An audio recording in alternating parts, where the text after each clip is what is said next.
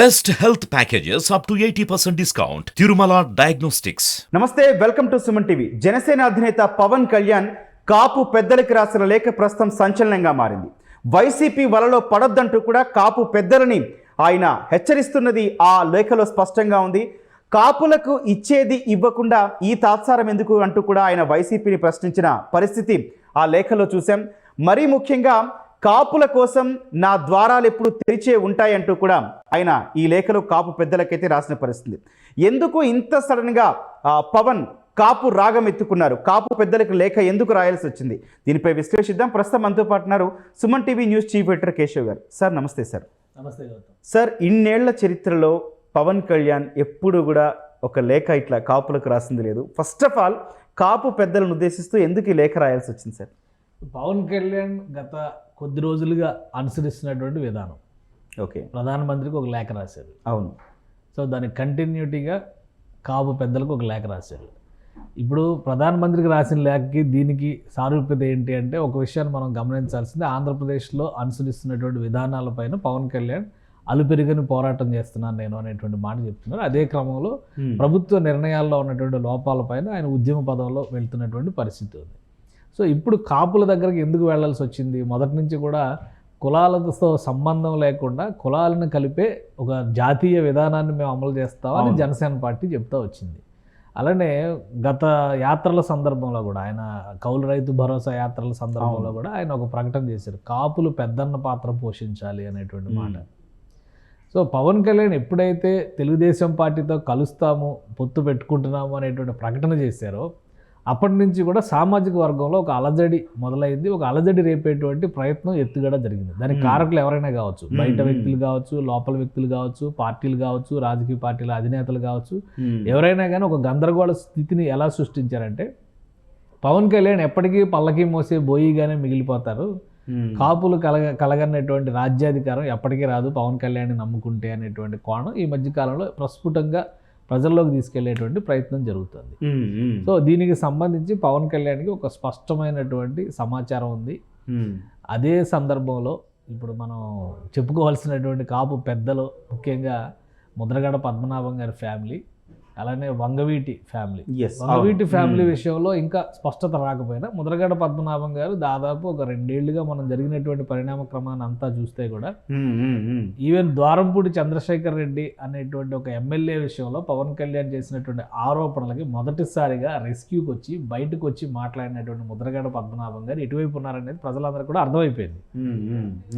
ఇప్పుడు అధికారికంగా ఆయన అధికార పార్టీలో జాయిన్ అవుతారు, ఆయన పోటీ చేస్తారా? అధికార పార్టీ ప్రిఫరెన్స్ ఏంటంటే ఆయనే నేరుగా బరిలోకి దింపాలని, బట్ ఆయన చాయిస్ ఏంటంటే ఆయన కుమారుడికి టికెట్ ఇవ్వాలని. సో ఇలాంటి చర్చలు జరుగుతున్నటువంటి పరిస్థితి ఉంది. అదే క్రమంలో వంగవీటి ఫ్యామిలీని అంటే వంగవీటి రాధాని ఇప్పుడు ప్రస్తుతం ఆయన తెలుగుదేశం పార్టీలో ఉన్నారు. లాస్ట్ టైం ఎలక్షన్స్లో స్టార్ క్యాంపెయినర్ అని, ఆయన ఎక్కడ పోటీ చేయలేదు, తెలుగుదేశం పార్టీ తరఫున ప్రచారం చేశారు. తెలుగుదేశం తర్వాత అధికారంలోకి వస్తే ఆయనకి ఎమ్మెల్సీ అనుకున్నారు, కానీ ఆ పరిస్థితి రాలేదు. కాబట్టి పరిస్థితులు కూడా అంతగా అనుకూలంగా లేవు. కాబట్టి ఆయన కొంత న్యూట్రల్గా ఉన్నారని చెప్పాల్సి వస్తుంది. పార్టీ యాక్టివిటీలో పూర్తిగా కలవకపోయినా అప్పుడప్పుడు అడపా మాత్రం దర్శనం ఇస్తూ ఉన్నారు. సరే, వ్యక్తిగత కార్యక్రమాలు మొన్న ఈ మధ్య రంగా గారి వర్ధంతి జరిగిన సందర్భంలో కూడా ఆయన కాశీలో ఉన్నారు, అక్కడ ఏదో కార్యక్రమాలు నిర్వహించారు. ఆయనతో మళ్ళీ ఉన్నది కొడాలి నాని, ఇట్లా ఇవన్నీ కూడా వస్తున్నాయి. సో వీళ్ళందరూ మళ్ళీ వైసీపీ వైపు వెళ్ళేటువంటి పరిస్థితి ఉంది. సామాజిక సమీకరణల పరంగా వైసీపీ ఒక ఈక్వేషన్ని అమలు చేసేటువంటి ప్రయత్నం చేస్తుంది. ఎందుకంటే పవన్ కళ్యాణ్ వెంట నడుస్తుంది ఎక్కువగా కాపు యువత అనేది చాలా క్లియర్గా వస్తున్నటువంటి సమాచారం. దాన్ని ప్రొటెక్ట్ చేసుకునేటువంటి ఒక వ్యూహంలో భాగంగా పవన్ కళ్యాణ్ నేరుగా మొదటిసారిగా కులాల ప్రస్తావనతో ఒక లెటర్ రాయాల్సినటువంటి పరిస్థితి వచ్చింది. దీనికి ఒక 2 అంశాలు కీలకమైనటువంటి అంశాలు ఉన్నాయి. ఒకటి ఏంటంటే తెలుగుదేశం పార్టీకి ఆయన మద్దతు ఇవ్వడం ఒకటైతే, రెండోది ఏంటంటే కమ్మ కాపు వైషమ్యాల విషయంలో ఈ మధ్యకాలంలో జరుగుతున్నటువంటి ప్రచారం. అంటే అదేదో జన్మశత్రువుల్లాగా, ఆజన్మశత్రువుల్లాగా మీరు ఎప్పటికీ కలవకూడదు అనేటువంటి రీతిలో జరుగుతున్నటువంటి ప్రచారానికి ఒక క్లారిటీ ఇచ్చేటువంటి ప్రయత్నంగా పవన్ కళ్యాణ్ రాసినటువంటి లెటర్ను మనం చూడాలి. అందులో 2-3 అంశాలు, చాలా కీలకమైనటువంటి అంశాలు ప్రస్తావించారు. ఒక పాయింట్ గురించి మాట్లాడుకుందాం సార్. కాపులకు రిజర్వేషన్ ఇచ్చేది లేదని కరాఖండిగా చెప్పి కాపులను విడగొడుతున్న వారిని మొదటగా ప్రశ్నించాలని మెన్షన్ చేశారు. అంటే ఎవరిని ప్రశ్నించాలి? పవన్ కళ్యాణ్ ఉద్దేశం ఏమై ఉంటుంది? అంటే చాలా క్లియర్గా జగన్మోహన్ రెడ్డి అనేది అందులో ఇక అర్థమైపోతుంది కదా ఎవరికి కూడా. ఎందుకంటే అంటే మంచో చెడో చంద్రబాబు నాయుడు కొన్ని నిర్ణయాలు తీసుకున్నప్పుడు ఆ సమాజాలకి, ఆ కుల సమాజాలకి ఒక రకమైనటువంటి బెనిఫిట్ జరిగినటువంటి పరిస్థితి ఉన్నప్పటికీ కూడా దానికి రావాల్సినటువంటి క్రెడిట్ మాత్రం చంద్రబాబు నాయుడుకి ఎప్పుడు రాలా. దానికి 100 కారణాలు ఉండొచ్చు. ఆయన తీసుకున్నటువంటి నిర్ణయాలు, అమలైనటువంటి తీరు విషయంలో ఉన్నటువంటి ఆక్షేపణలు ఇవన్నీ కూడా మనం చూడాల్సింది. అందుకే పవన్ కళ్యాణ్ నేరుగా చెప్పినట్టు మాట ఏంటంటే కాపు రిజర్వేషన్ అనేది అసాధ్యం, ఇవ్వడం కుదరదు అనేటువంటి మాట చెప్పింది జగన్మోహన్ రెడ్డి గారు. గత ఎన్నికల ప్రచారంలో ఆయన జగ్గంపేట తూర్పుగోదావరి జిల్లా లెటర్లో కూడా అది రాశారు. సామాజిక వర్గానికి ఏ జిల్లా అయితే బలమైన జిల్లా అనుకున్నారో నేరుగా ఆ జిల్లాకే వచ్చి ఈ రిజర్వేషన్ సాధ్యం కాదు అని తేల్చి చెప్పారు. అలాంటి వ్యక్తితో ఉంటారా అనేటువంటి ప్రశ్న. ఎందుకంటే కాపు రిజర్వేషన్ల కోసమే కదా తునిఘటనలు జరిగింది, ఇన్ని రోజుల నుంచి కేసులు ఎదుర్కొంటుంది, ఎంతమందిని అందరిని, అంటే ముఖ్యంగా కాపు పెద్దల్ని, ఇంట్లో ఉన్నటువంటి ఆడవాళ్ళతో సహా అందరినీ బజార్లోకి లాగి తిట్టారనేటువంటి మాటలు చెప్తుంది. మరి ఆ కాపు రిజర్వేషన్ ఇవ్వను అని చెప్పినటువంటి నాయకుడి విషయంలో మీ వైఖరి ఏంటి అనేది కూడా చెప్పండి అని అడుగుతున్నారు. ఇప్పుడు ఉద్యమకారుల పైన వ్యక్తిగత నిందలు చాలా వస్తాయి. కేసీఆర్ మీద అంతకంటే ఎక్కువ వచ్చింది తెలంగాణ ఉద్యమ సమయంలో. కానీ వ్యక్తిగతమైనటువంటి నిందలను పక్కన పెట్టి ఉద్యమ లక్ష్యం కోసం పనిచేయాలి కదా. మరి ఉద్యమ లక్ష్యం విషయంలో ఇక్కడ ఎందుకు 5 ఏళ్లుగా నిద్రపోయింది ఆ లక్ష్యం అనేటువంటి ప్రశ్నని పవన్ కళ్యాణ్ లేవనెత్తారు. ఈ విషయాన్ని మీరు ఆలోచించండి అనేటువంటి మాట చెప్పారు. రాజ్యాధికారం విషయంలో ఒక వ్యూహం ఉంది, దాన్ని తీసుకునేటువంటి ప్రతి నిర్ణయానికి కూడా ఒక సహేతుకత ఉంది. అదే నిర్ణయం తీసుకోవడంలో ప్రధానమంత్రి నరేంద్ర మోడీ కూడా దీనికి అనుకూలంగా ఉన్నారు కాబట్టి టీడీపీ జనసేన అనేటువంటి అది కూడా ఆయన ప్రస్తావించారు. అంటే తను చేసినటువంటి ప్రతి అంశానికి ఒక జస్టిఫికేషన్ చేసుకుంటూ ఒక క్లియర్ కమ్యూనిటీకి ఒక క్లారిటీ ఇచ్చారు పవన్ కళ్యాణ్ అని మనం అనుకోవాల్సి ఉంటుంది.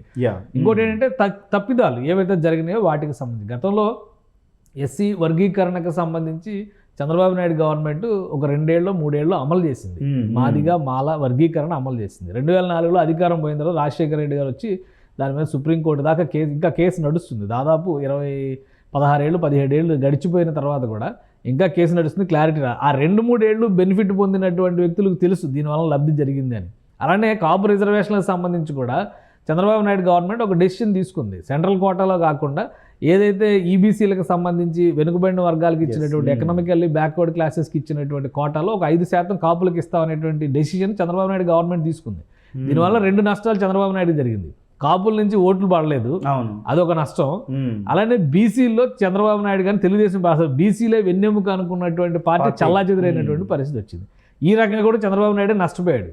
కానీ ఆయన కాపు రిజర్వేషన్లకు నేను కట్టుబడి ఉన్నాను అనేటువంటి ఒక మాట చెప్పాడు. ఇప్పుడు అదే పాయింట్ని ఇక్కడ ఈయన రైజ్ చేశాడు. మీరు అది చేసిన వాళ్ళతో ఉంటారా, అసలు చేయడం సాధ్యమే కాదన్న వాళ్ళతో ఉంటారా? కాబట్టి కాపు పెద్దలు ఆలోచించుకోవాలి. ఇంకోటి ఏంటంటే రాష్ట్ర జనాభాలో దాదాపు 22% వరకు కాపు జనాభా ఉంది అనేది లెక్కలు చెబుతున్నటువంటి పరిస్థితి, ఆ అంచనాలు ఉన్నటువంటి పరిస్థితి. అంటే 22% అనేది మరి ఏ కమ్యూనిటీకి కూడా అంత బలమైనటువంటి శాతం లేదు. అవును, అయినా కానీ ఎందుకు ఐక్యతను చాటుకోలేకపోతున్నారనేటువంటి ఆవేదనని పవన్ కళ్యాణ్ ఆ లేఖ ద్వారా ప్రస్తావించారు. మీరు తీసుకునేటువంటి నిర్ణయాల్లో ఏది సరైనటువంటి నిర్ణయం, ఇప్పుడు ఉన్నటువంటి పాలనలో మరి ఈ పాలనకు మీరు మద్దతు పలుకుతారంటే ఈ అంశాలన్నిటికీ కూడా మీరు ప్రశ్నలకు జవాబులు తెచ్చుకోవాలి కదా అనేటువంటి మాటను ఆయన ప్రస్తావించారు. ఎందుకంటే కాపు కార్పొరేషన్ పెట్టారు, సంవత్సరానికి 500 కోట్ల రూపాయల చొప్పున శాంక్షన్స్ ఇస్తా ఉన్నారు, అవేమీ రాలేదు. ఆ కార్పొరేషన్ల పరిస్థితి ఏంటి? కేవలం కార్ల మీద లైట్లు పెట్టుకోవడానికి తప్పితే ఎందుకు పనికిరాని కార్పొరేషన్గా మారుతున్నాయి అనేటువంటి ప్రశ్నలన్నీ అందులో ఆయన లేవనెత్తారు. సార్ ఒక పాయింట్ కూడా మాట్లాడుకుందాం మనం. నన్ను తిట్టిన నేతలని, కాపు నేతలని కూడా నేను అవి దీవెనలుగా నేను భావిస్తున్నాను, అట్లాగే వాళ్ళ కోసం నా ద్వారాలు ఎప్పుడు తెరిచే ఉంటాయి అన్న మాట ఎవరిని ఉద్దేశించి అయి ఉంటుంది? అసలు ముందెన్నడూ పవన్ గారు ఇట్లాంటి వ్యాఖ్యలు చేసిన సందర్భం లేదు. కారణం ఏమై ఉంటుంది అనుకుంటున్నారు? అంటే ఒకటి ఇక్కడ మనం మామూలుగా చెప్పాలంటే పవన్ కళ్యాణ్ చేసినటువంటి వ్యాఖ్యల ఆంతర్యం ప్రధానంగా కాపుల్లో ఒక వ్యతిరేకత పవన్ కళ్యాణ్ పట్ల తీసుకొచ్చేటువంటి వ్యూహం అమలు చేస్తున్నారు. దాన్ని ఎలా భేదించాలి అనేటువంటి క్రమంలోనే పవన్ కళ్యాణ్ ఈ వ్యాఖ్యలు చేశారు. అలానే హరిరామ జోగయ్య లాంటి నాయకుడు కూడా పవన్ కళ్యాణ్ పొత్తు పెట్టుకున్నారనగానే ఒక లెటర్ ఏదో రిలీజ్ అయింది, అది నేను రాయలేదని ఆయన క్లారిటీ ఇచ్చి ఇలా గందరగోళాలు జరిగినటువంటి పరిస్థితి. అంటే ఒక రకంగా సామాజిక వర్గంలోనే ఒక కన్ఫ్యూజన్ స్టేటస్ ఉన్నటువంటి పరిస్థితి ఉంది. అలానే పవన్ కళ్యాణ్ చేస్తున్నటువంటి విజ్ఞప్తి అందరం కలిసికట్టుగా ఉంటే మనం ముందుకు వెళ్ళగలుగుతాం అనేటువంటి మాట చెప్తున్నారు. కానీ ఎవరికి వారు పార్టీల పరంగా ఎలైన్ అయి ఉంటే ఆ పార్టీ ప్రయోజనాలే ముఖ్యం అవుతాయి.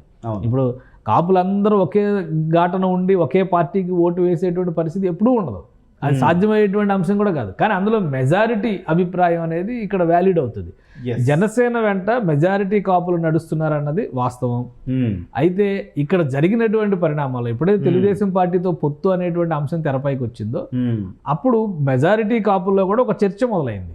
మళ్ళీ సీఎం అనేటువంటి ఆలోచన మనం చేసాం, మళ్ళీ వాళ్ళకు ఊడిగం చేసేటువంటి పరిస్థితేనా అనేటువంటి మాట అందులో పదే పదే మెన్షన్ చేస్తున్నటువంటి పరిస్థితి, కొంతమంది కుల సంఘాల నాయకులు కూడా నేరుగా ప్రస్తావిస్తున్నటువంటి పరిస్థితి ఉంది. అందుకే పవన్ కళ్యాణ్ ఆ లెటర్లో క్లియర్గా ఒక మాట రాశారు, శాసనపరమైనటువంటి వ్యవస్థలో నాకు ఒక్క రిప్రజెంటేషన్ మీరు ఇవ్వకపోయినప్పటికీ కూడా నేను ప్రజల పక్షాన నిలబడి పోరాడుతున్నాను అనేటువంటి మాటని లెటర్లో ప్రత్యేకంగా ఎందుకు ప్రస్తావించారు పవన్ కళ్యాణ్ అనేది కూడా ఆలోచించాలి.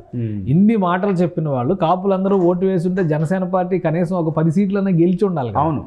ఇప్పుడు అటువంటి పరిస్థితి లేనప్పుడు రాజకీయంలో మార్పు కోసం రాష్ట్ర అభివృద్ధికి సంబంధించి కొన్ని నిర్ణయాలు నేను తీసుకుంటున్నప్పుడు మీరు నాతో ఉండకుండా మళ్ళీ నన్ను దోషిగా నిలబెట్టేటువంటి ప్రయత్నం ఎందుకు చేస్తున్నారు, వాళ్ళతో చేతులు కలిపేటువంటి ఎత్తుగడలో మీరు భాగస్వాములు ఎందుకు అవుతున్నారు, అందుకని ఆ వ్యూహం విషయంలో మీరు అలర్ట్గా ఉండండి అనేటువంటి ఒక హెచ్చరికగా దీన్ని మనం చూడాలి.